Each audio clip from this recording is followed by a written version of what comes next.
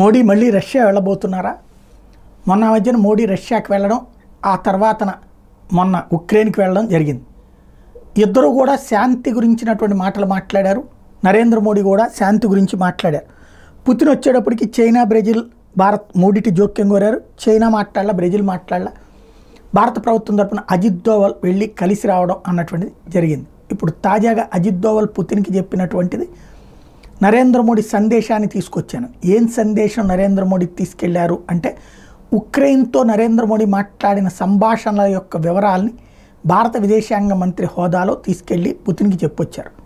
Putin ఏమో త్వరలో జరగబోయేటటువంటి bricks సమావేశాలు అక్టోబర్లో జరగబోతున్నాయి, దానికి నరేంద్ర మోడీని రమ్మన్నారు.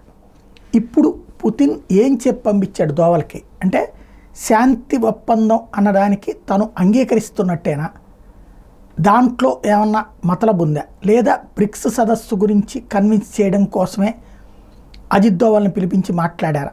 ఇది రాబోయే రోజుల్లో తేలాల్సి ఉంది.